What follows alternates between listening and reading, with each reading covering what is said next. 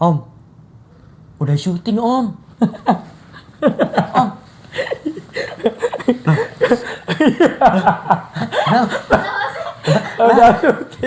Udah syuting ya.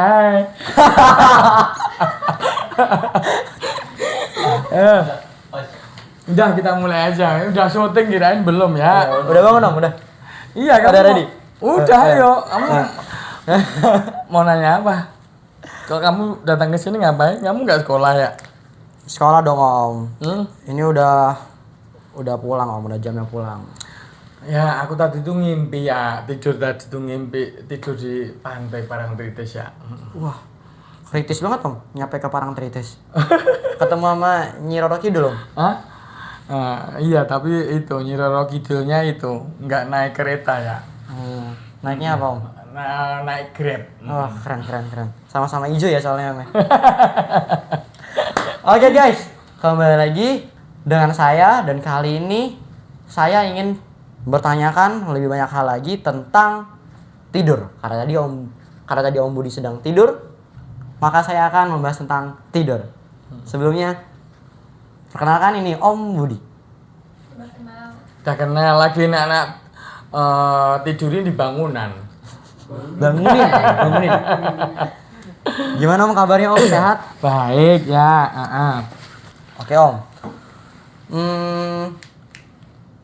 Tidur siang itu menurut Om bisa menaikkan berat badan atau enggak sih Om? Itu mitos atau fakta sih Om? Ya mitos. Mitos. Mitos itu kalau tidur siang tidurnya sambil makan gini ya bikin gemuk ya. Oh iya. Ya tidur sambil tangannya nyamber gorengan ya. Ya. Nah itu kan nggak bisa kan ya? Enggak. Ya sudah berarti tidur siang nggak bikin gemuk. Jadi tidur itu yang penting lamanya. Ketika cukup tidurnya, orang bakal sehat. Tetapi kalau orang kurang tidur atau malah terlalu banyak tidur, itu bikin gemuk. Tapi kalau orang kurang tidur juga bikin gemuk. Kurang tidur maupun terlalu banyak tidur juga bisa membuat gemuk. Iya, makanya yang penting itu tidur tuh seimbang. Seimbang. Kalau kurang tidur itu, ya itu menyebabkan keseimbangan metabolisme tadi, protein, lemak, kolesterol itu terganggu. Terus kemudian keseimbangan hormon juga terganggu. Ada hormon lapar dan hormon kenyang. Hormon lapar itu namanya hormon grelin. Hormon kenyang itu namanya hormon leptin. Kalau nggak kebalik ya, mudah-mudahan nggak. Oke. Kalau keseimbangan hormon terganggu, akhirnya kalau orang kurang tidur itu malah makannya banyak. Ya. Itu yang membuat orang yang kurang tidur itu rata-rata menjadi gemuk badannya. Kamu cukup nggak tidurmu berapa jam? 8? Oh keren, bagus. Tapi jam tidur yang baik untuk remaja umur kira-kira 11 sampai 16-17 tahun itu menurut kamu berapa? Jam 10?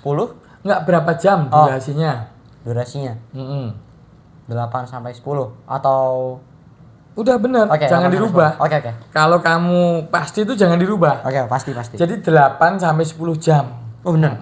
Iya. Waduh. Cuma kasihan teman-teman yang kadang-kadang di asrama atau di pondok itu kadang-kadang ada yang jam tidurnya kurang ya. Saya kadang-kadang kasihan, kadang-kadang bubuknya jam 11, bangun jam 3. Itu yang sebaiknya diperhatikan oleh rekan-rekan yang rekan-rekan yang mengasuh di pondok ya. Mohon maaf. Yeah. Karena jam tidur yang baik untuk remaja itu 8 sampai 10 jam. Lebih baik 9 sampai 10 jam. Nah, kalau jam bubuknya kurang, itu sistem pertahanan tubuhnya kurang. Menyebabkan gampang sakit, tidak bisa konsentrasi, daya ingatnya menurun begitu. Mudah mengantuk juga. Iya, mudah mengantuk. Kalau mengantuk gimana kamu bisa nangkap pelajaran ya? Iya. Apalagi menangkap maling ya, nggak bisa ya. Harus dikejar dulu ya Om ya. Ya makanya orang kalau ronda kok kurang tidur itu ya nggak bisa menangkap maling. Jadi kalau orang ronda itu harusnya sebelumnya cukup tidur ya. Kalau kurang tidur ya malingnya nggak ketangkep ya. Apa mau nanya tentang apa ya? Tentang tidur. Berarti kalau sering bergadang juga, apakah itu juga bisa bikin gemuk, Om? Begadang apa bergadang? Begadang. Oh iya. Bergadang itu berarti memiliki gadang ya. Tapi kalau begadang itu berarti melek malam hari. Iya. Ya. Begadang. Jadi sebenarnya begini, yang penting itu durasi jam tidur. Karena ketika di dunia modern itu, dulu waktu itu orang hanya bekerja di pagi, siang, sampai sore hari. Zaman dahulu ya. Ketika belum ada pabrik, paling yang malam itu yang misalnya pegawai kerajaan dia harus jaga malam. Paling hanya beberapa petugas keamanan yang jaga malam ya. Iya. Tetapi ketika udah masuk zaman industrialisasi, masuk revolusi industri dulu tahun 1800, revolusi industri sekarang udah yang kelima ya. Itu pekerjaan jadi shift-shiftan, shift 1, shift 2, Ya. shift 3. Itu yang membuat orang jadi terganggu siklus tidurnya. Sedangkan orang itu rata-rata tidurnya di malam hari. Kalau kelelawar yang tidurnya siang hari itu apa aja ya? Coba contoh sebutkan. Yang tidurnya di Malam hari. siang hari. Siang hari atau malam hari? Binatang. Oh, Binatang yang tidur siang hari hari. apa? Kelelawar, Apalagi? lalu Burhan. oh ya, burung hantu. Ya, burung hantu itu tidurnya siang hari ya. Iya. Itu namanya Nocturnal.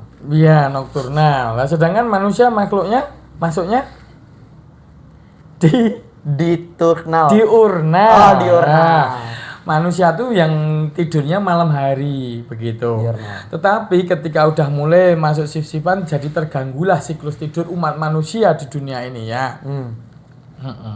Dan akhirnya menyebabkan berkurangnya jumlah jam tidur. Ya, jam tidur itu kalau dari bayi sampai tua tuh beda ya.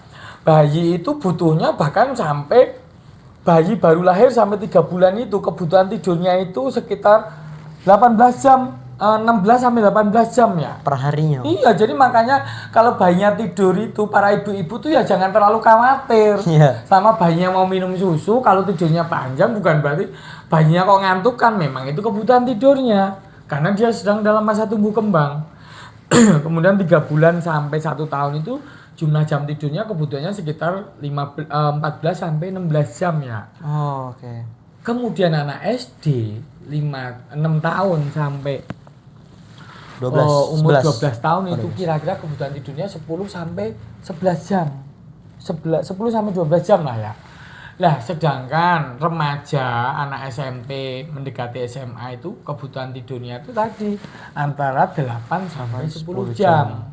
Lah ketika usia produktif udah lulus SMA, bekerja, kuliah, bekerja Ya. sampai umur kira-kira 50 tahun itu kebutuhan tidurnya ya 7 sampai 8 jam ya.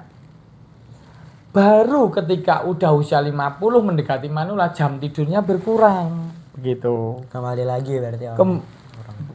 Enggak, ketika bayi jam tidurnya banyak, makin lama makin tua makin berkurang jam tidurnya ya.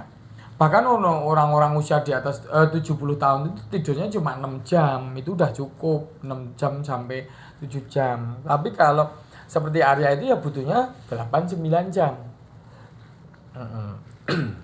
Lah itu nggak masalah mau pagi, mau siang, mau malam, yang penting akumulasi jumlahnya. Ketika dalam 24 jam tidurnya Arya kurang, misalnya cuma dapat 7 jam. Yo. Karena sedang belajar banyak untuk PTS, besoknya lagi kurang. Besoknya lagi kurang, lah balaslah di hari utangnya Arya tuh balaslah di hari Sabtu dan Minggu ya. Oh, begitu. Berarti pintar-pintar mendefinisikan waktu untuk tidurnya ya, Om. Jadi Ya. bebannya sendiri. Untuk tidur sendiri itu juga apakah terbentuknya kualitas dari manusia tersebut sih, Om? Kayak kecerdasannya atau dari segi kualitas sumber daya manusianya itu juga kebentuk nggak sih, Om, dari waktu dia tidur, Om? Iya, kalau secara idealis seperti itu ya. Ketika orang itu cukup tidur, itu dia akan lebih sehat. Bahkan ada banyak penelitian yang menyatakan bahwa ketika jam tidurnya cukup, usia orang akan lebih panjang. Oke. Ketika orang habis divaksin misalnya, kamu pernah kan divaksin? Pernah, Om?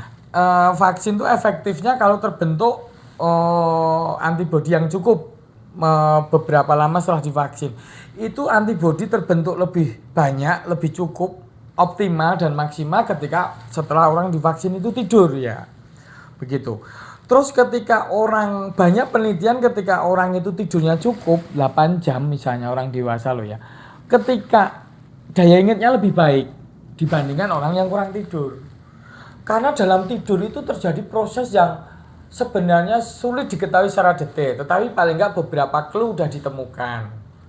Bahwa ketika tidur cukup itu, sistem pertahanan tubuh terbentuk. Terbentuk lebih baik. Jadi Om kan kemarin udah nerangin kamu sistem pertahanan tubuh, bawaan dan adaptasi. Bawaan itu yang dibawa. Itu semuanya dipengaruhi oleh jam tidur yang cukup. Jadi ibarat ketika orang tidur malam, ya kita kan diurnal ya.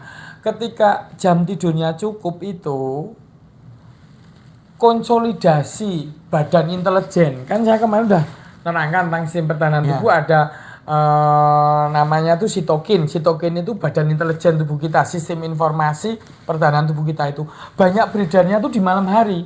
Jadi konsolidasi sistem pertahanan tubuh itu lebih banyak terbentuk malam hari ya. Baru aktifnya berarti ya. Iya, jadi ketika dia bangun pagi itu sistem pertahanan tubuhnya lebih kuat ya. Nah, terus kemudian keseimbangan karbohidrat, lemak, protein, penempatannya di dalam tubuh, hormon kenyang dan hormon lapar, kemudian sistem hormon pertumbuhan, termasuk yang terkait dengan perbaikan tubuh yang sedang meradang, tubuh yang sedang sakit, itu akan lebih baik pada saat tidur. Nah, terhadap ketegangan otot, kemudian terhadap tulang juga. Pada saat berdiri itu kan tulang punggung saling menekan ke bawah ya, ya kan? Ketika orang tidur itu tekanan pada dari tulang leher, tulang punggung, tulang pinggang sampai ke as ini berkurang ya. Jadi ketegangan otot di punggung, pinggang itu berkurang. Ya, jadi nyeri-nyeri tubuh itu akan berkurang ketika otot-otot sudah mulai kendor, peredaran darah mulai lancar begitu. Untuk posisi ketika kita lagi tidur itu juga mempengaruhi nggak sih Om untuk kesehatan bagi tubuh kita? Maksudnya posisi berdiri, tidur berdiri gitu. Sorry, ya? Posisi ketika tidur Om. Ya, soalnya ada yang kalau tidur berdiri ntar mumi petugas security itu yang nggak boleh duduk, karena ada beberapa perusahaan yang petugas security-nya nggak boleh duduk. Menurut saya itu kejam ya, kejam. Oh, kejam banget ya Om. Iyalah, karena berdiri gini terus sampai dia tertidur. Akhirnya kamu pernah dengar nggak sleepwalking? Pernah. Sleepwalking itu berjalan sambil tidur. Itu namanya somnambulisme. Jadi umumnya itu pada anak umur 4 sampai 8 tahun. Jadi misalnya dia tiba-tiba ke kamar mandi pipis padahal dia setengah tertidur kayak gitu. Tahu-taunya belum nyampe di kamar mandi dia udah buka resleting kayak gitu, kayak gitu. Itu namanya sleepwalking, berjalan sambil tidur. Itu masih sering terjadi. Lah pada orang dewasa pun juga kalau kekurangan jam tidur bisa kayak gitu. Itu dalam keadaan sadar atau enggak sih Om? Enggak ya Om. Si tidur sendiri ada beberapa siklus ya.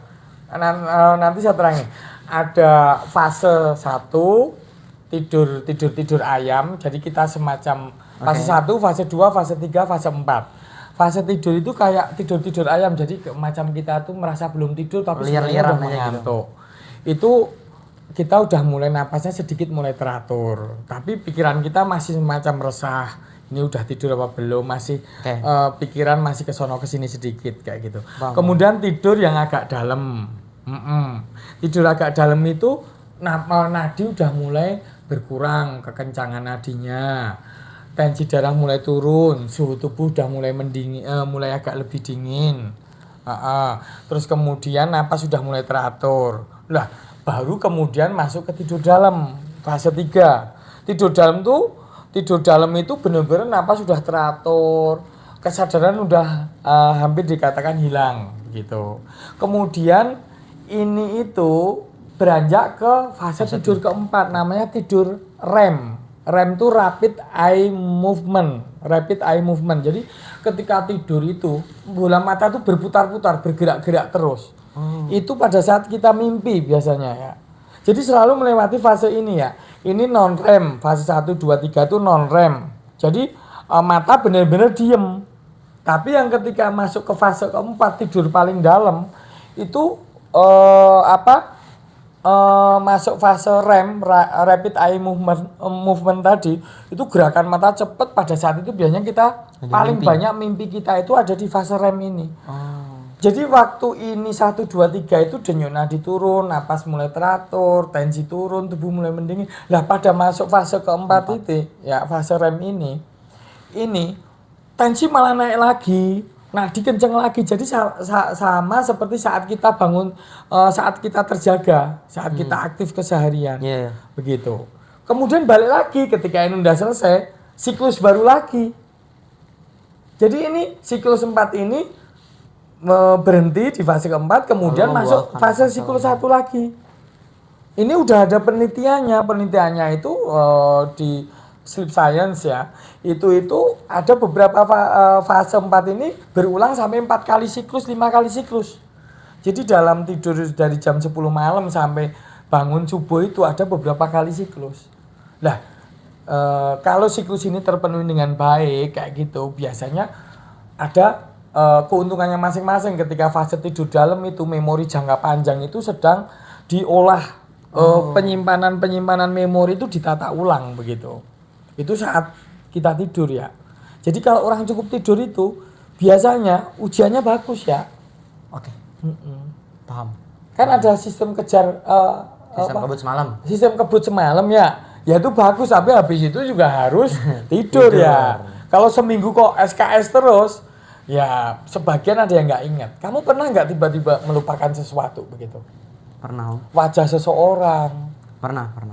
Wajah mantanmu dulu ya. Ya. Ingat nggak ya masih? Terbayang-bayang. Di kelopak mata. Buang aja ya. Ya.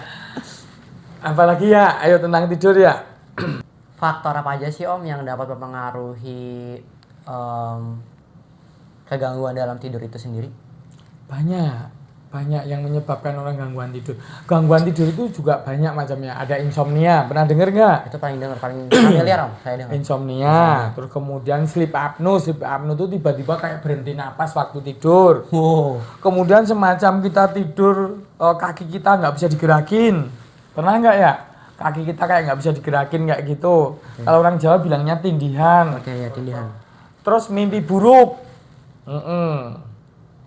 Pernah nggak mimpi buruk ya? Dikejar-kejar hantu atau dikejar-kejar guru. Tapi kalau semisal mimpi itu bisa dikontrol nggak sih Om sama orang tersebut Om? Kamu mau jadi pengendali mimpi? Setelah selesai menjadi pengendali air, pengendali angin, dia mau mengendali Minta avatar. Jadi mimpi itu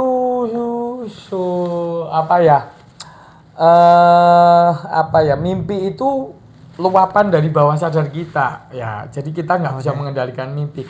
Semacam kita bisa mengendalikan mimpi itu ada istilah selain deja vu ya. Itu namanya apa ya? Om lupa. Nanti Om cari deh. Tapi kita itu tidak bisa mengendalikan mimpi sebenarnya. Itu biasanya di tidur fase ketiga sebelum fase REM tadi yang fase keempat. Semacam kita itu masih bisa mengendalikan mimpi kita. Semacam kita itu bisa memilih kayak pohon bercabang, kita bisa memilih ke sini, milih ke sini. Tapi sebenarnya itu kita tidak mengendalikan mimpi kita. Tapi otak kita sedang berlatih memori kita, dan kadang-kadang mimpi itu mempersiapkan di esok harinya. Ketika kita besok mau ujian, kita kan berpikir tentang gini, strategi gini. Kita seakan-akan bisa mengendalikan, sebenarnya itu tidak. Itu sebenarnya penempatan memori, dan otak kita itu sedikit banyak melatih penempatan memori. Jadi semacam kita bisa mengendalikan mimpi kita. Kalau kamu lihat film itu ada film apa ya? Film yang di dalam mimpi ada mimpi. Di dalam mimpi ada mimpi lagi. Itu namanya film apa? Lupa aku.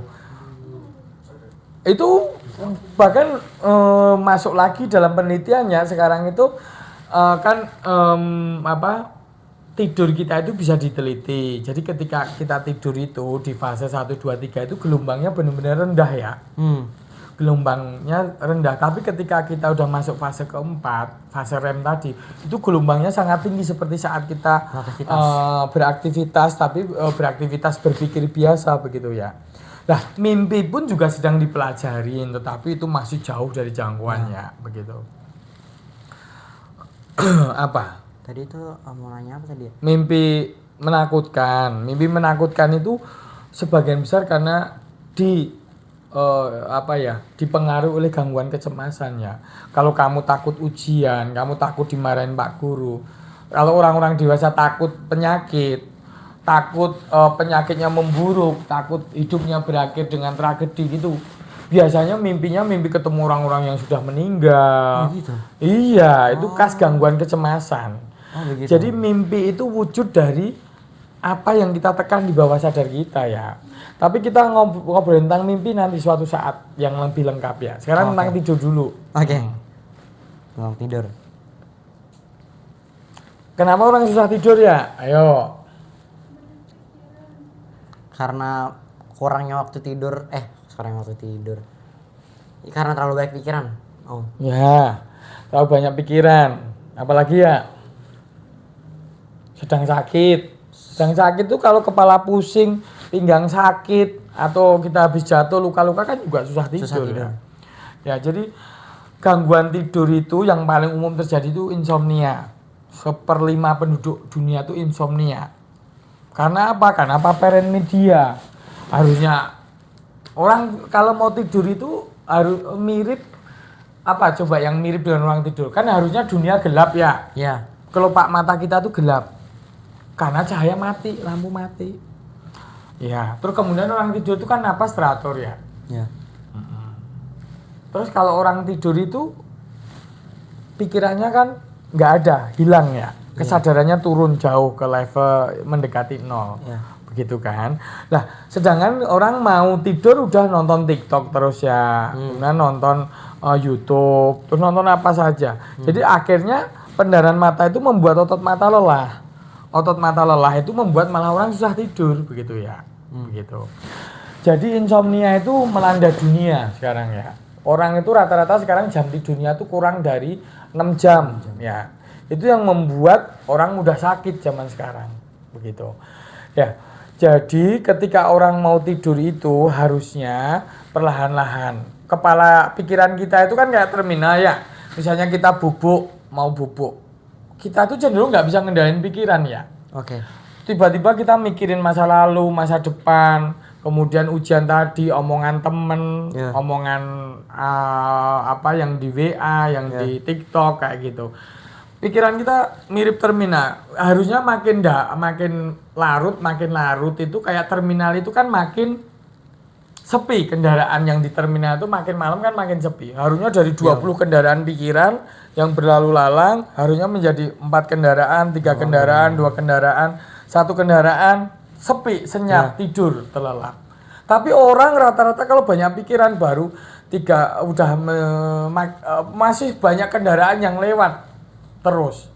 Itu karena apa? Cemas, khawatir Akan sesuatu yang dia pikirin itu. Iya, entah cemas hari esok atau menyesal terhadap apa yang sudah terjadi di hari tadi atau hari kemarin.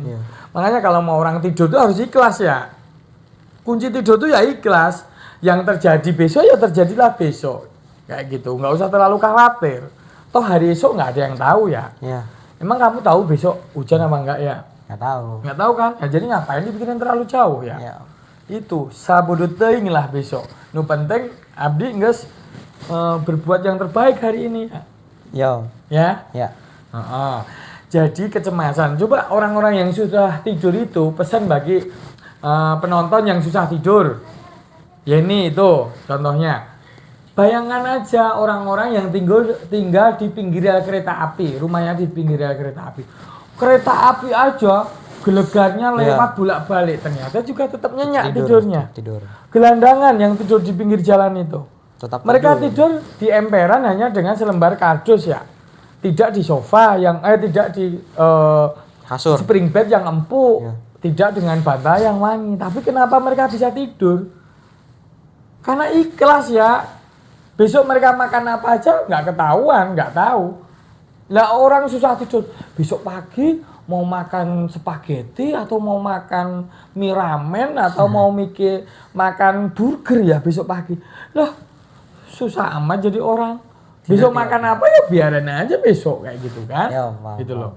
Itu loh. Jadi orang itu sekarang terlalu overthinking. Jadi penyebab insomnia itu karena overthinking, berpikir berlebihan. Dan itu tidak baik ya Om ya. Nggak baik. Harusnya itu gini loh ya.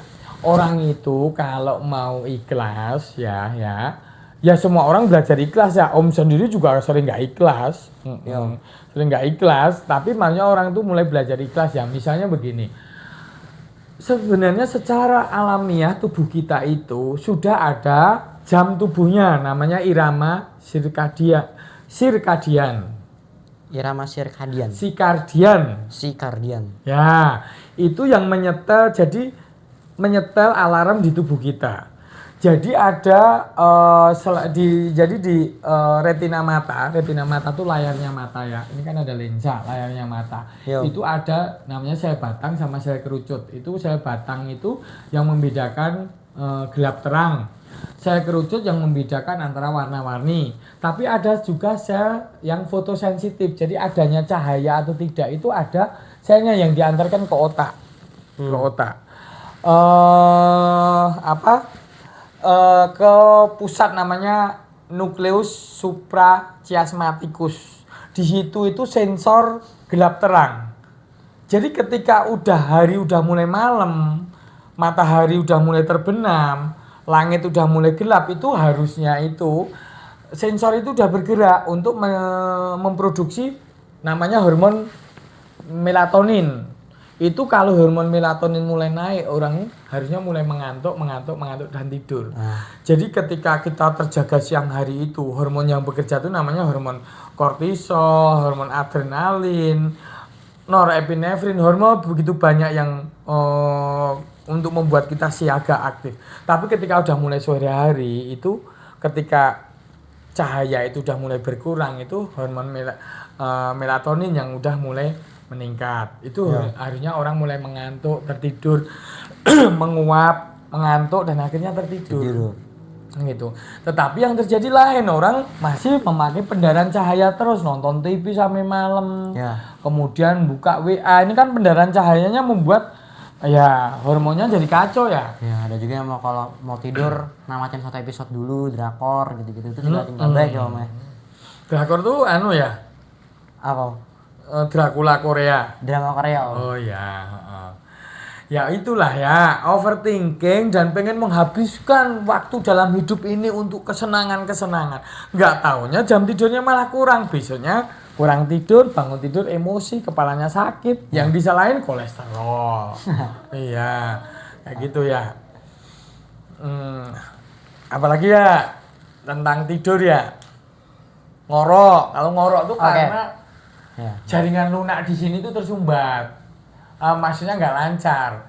Jadi ketika tidur itu kalau orang yang hidungnya mampet, terus kemudian amandanya bengkak, terus kegemukan. Kalau kegemukan itu kan kalau tidur gini ya. Ini lemak yang di sini tuh nekan jaringan lunak di sini. Jadi ketika angin melewati pita suara kemudian melewati tenggorokan dan hidung, berbunyilah suara dengkuran itu ya. Banyak yang cerai ya gara-gara pasangannya mendengkur. Oh iya, tahu. Itu namanya nggak ikhlas ya. Kalau orang ikhlas itu perceraiannya jarang terjadi ya misalnya. Untuk mendengkur sendiri itu juga ada yang bisa menyebabkan jadi penyakitan kayak gimana ya bahasanya ya? Bukan mendengkurnya yang bikin penyakit ya, tapi gemuknya yang bikin penyakit. Oh, karena gemuk itu makanya jadinya dengkurannya kayak iya, gitu. gemuk, punya diabetes, macem-macem. Itu yang bikin penyakitnya, bukan dengkurannya. Kalau dengkurannya sendiri enggak, malah nakut-nakutin tikus sama itu kan ya. Ya. Menguap. Kalau orang menguap itu pasti ngantuk nggak ya? Tanda-tanda ingin tidur atau tanda-tanda mengantuk? Sebenarnya menguap itu dari penelitian belum tentu karena mengantuk ya. Kamu bisa aja dengerin temenmu ngobrol yang membosankan kamu tiba-tiba menguap. Ya. Itu belum tentu belum tentu tidur karena gitu. mengantuk. Mengantuk. Bukan.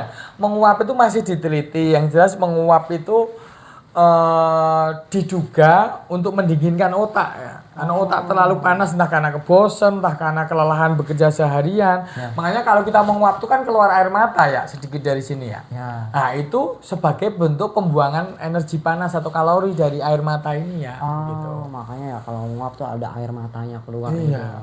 Menguap tuh ibarat alarm lah ya. Kalau kamu udah menguap sore malam hari ya berarti kamu tuh lelah. Otakmu lelah, saatnya tidur gitu Ya. loh.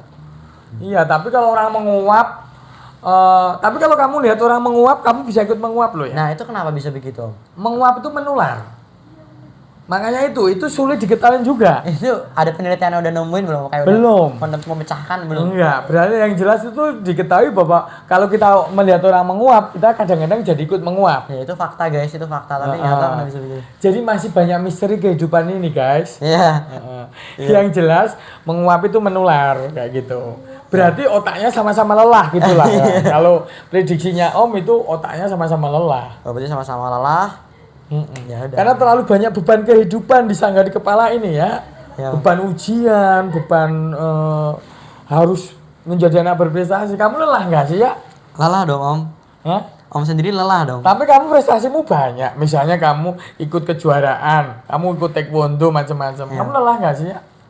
Lelah, Om. Tapi kan dengan kita berusaha dan semangat kan jadinya kebentuk, Om. Jadinya dapet. Iya. Orang hidup tuh yang penting semangat sih ya. Ya. Kalau udah nggak semangat ya ngapain lu hidup? Iya. Iya kan ya? Iya. Dengan semangat itu kita dengan berlatih, mencoba sesuatu, berkreasi sesuatu gitu. Ya.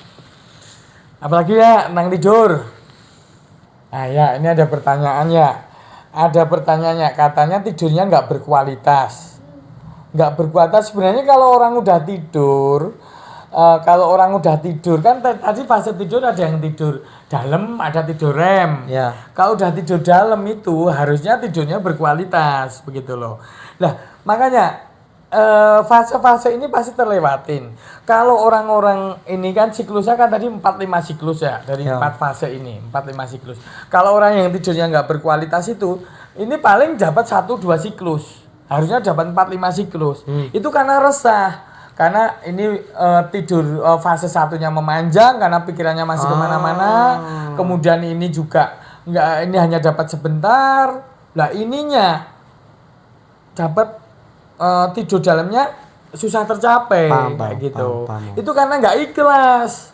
Nggak Karena ikhlas dia nggak tidurnya. ikhlas melewati fase-fase ini, Om ya. Banyak yang karena itu efeknya kelamaan di fase 1 gitu. Ya, itu karena itu tadi pikiran kemana-mana, overthinking.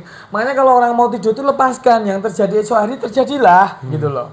Ya, begitu. Jadi tidur nggak berkualitas memang macam-macam ya. Bahkan ada yang tidur itu berhalusinasi, namanya hipnogagia.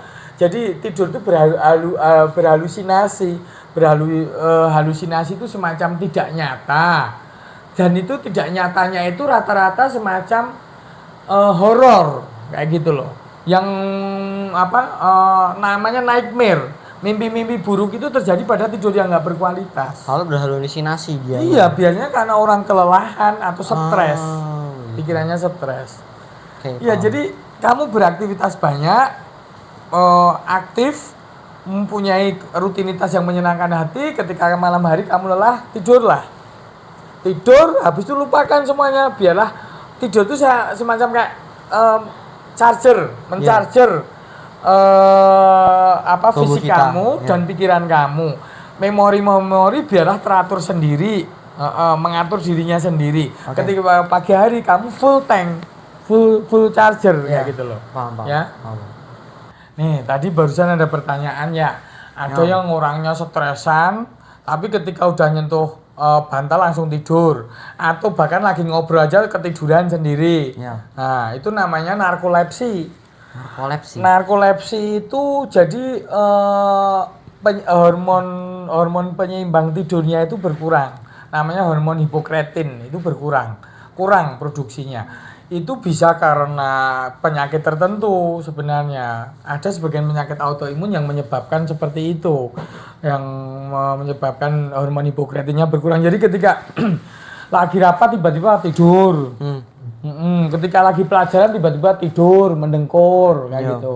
Itu perlu dicek ke dokter ya. Apakah ada gejala penyakit yang ada tersebut seperti itu? Ada banyak contohnya. Karena orang kelelahan biasanya seperti karena kelelahan kan sistem pertahanan tubuhnya rendah. Ketika sistem pertahanan tubuhnya rendah, ada gangguan imun di situ, menyebabkan orang menjadi tiba-tiba ketiduran sendiri, lagi ngobrol sama temennya tiba-tiba tidur lama kayak gitu. Itu ada kayak gitu. Apalagi gangguan tidur satu lagi ada namanya itu tindian gitu loh. Tindian tuh saat mau bangun kok kayaknya nggak bisa digerakin kakinya. Pernah nggak? Pernah. Nah itu namanya sleep paralysis. Itu jadi penyebabnya juga sebenarnya sih hal yang wajar ya, itu pengaruh dari mimpi, tapi gangguan itu tidak signifikan. Toh akhirnya nanti juga akan bangun sendiri nanti. Bergerak kembali. Dengan menggerakkan anggota badan yang lain akan bisa bergerak lagi nanti. Itu biasanya terkait dengan gangguan psikologis karena ada banyak pikiran bawah sadar yang dipendam gitu. Ya. Kalau yang suka gesek-gesek kaki, kalau mau tidur ke kakinya sendiri?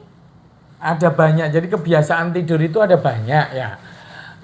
Kebiasaan tidur itu ada banyak. Ada orang yang tidur itu terlentang dulu. Kamu miring kanan atau miring kiri ya? Kalau tidur ya? Miring kiri. Miring kiri. Karena apa ya? Ntar dulu. Kiri apa kanan ya? Terlentang aja sih Om. Terus ketiduran. Butuh waktu berapa lama kamu mau tidur ya? Secukupnya sih Om. Ya. Berapa ya? 15. Jadi ada yang tidurnya tuh numpangin kaki kanan ke kaki kiri. Oh. Ada yang meluk guling. Kalau anak-anak kecil itu boneka-boneka khusus, kalau dia belum gigitin boneka itu belum bisa tidur. Jadi tidur itu sebenarnya memang karena menurunkan kesadaran itu butuh sebuah ritual ya. Jadi nggak apa-apa lakukan ritual itu. Kalaupun memang sebelum tidur enak dengerin musik soft, musik lembut ya silahkan. Kayak gitu, tapi jangan musik yang keras, otomatis akan mengganggu tidur. Kemudian ada yang tidur harus gosok-gosokin kaki dulu. Kalau Om itu lebih biasa tidur kalau kaki Om agak menggantung sedikit dan Om tengkurap kayak gitu. Tapi orang tidur itu sebenarnya apa yang terjadi saat tidur itu tidak diketahui. Pada beberapa penelitian tuh orang balik kanan, balik kiri, pindah posisi, menjadi tengkurap, bisa menjadi kayak orang bersujud, kemudian tidur lagi, terlentang lagi. Itu tuh rata-rata 20 sampai 26 kali ya.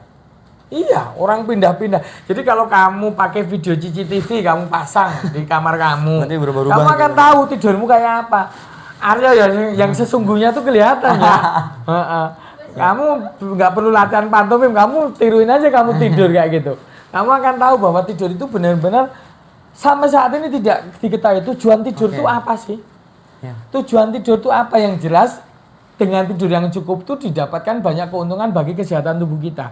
Tapi tujuan tidur sendiri itu kita tidak tahu. Apakah itu tidur itu latihan sebelum kelak mati? Nggak tahu. Karena tidurnya tiap ini beda-beda. Gajah itu hanya tidur 3 jam sama kuda. 3 jam? Iya. Beda sama beruang kutub, tidurnya bisa berbulan-bulan. Itu beda lagi antara tidur sama apa namanya ya? Hibernasi itu beda. Kalau hibernasi itu nggak benar-benar tidur sepenuhnya ya. Tapi benar-benar mekanisme tidur itu sampai sekarang tidak diketahui. Tapi yang jelas tidur itu ada hubungannya dengan evolusi spesies kita ya. Makanya semacam kayak tidur itu semacam kita kayak mau jatuh dari tempat tidur kan? Pernah nggak? Pernah kayak lagi mimpi terus Tapi kita nggak benar-benar terjatuh dari tempat tidur. Itu bahkan itu dari penelitian itu ada kemungkinan ada memori di otak kita yang menyeimbangkan tubuh kita, karena dulu katanya kita itu tidurnya di atas pohon ya. Oh gitu. Ya kan dulu kan banyak hewan pemangsa di bawah, kita tidurnya di atas pohon. Jadi orang di atas pohon itu tidurnya nggak sampai jatuh. Jadi kita itu warisan itu udah ada nyampe ke kita. Jadi semacam kayak mau jatuh, tapi sebenarnya kita nggak akan benar-benar terjatuh dari tempat tidur, tidak. Iya. Itu. Jadi mekanisme tidur itu tidak pernah kita ketahui sampai detail. Bahkan tujuan manusia tidur pun tidak diketahui. Oke. Kalau bagi Om sih simpel, menurut saya mendinginkan otak.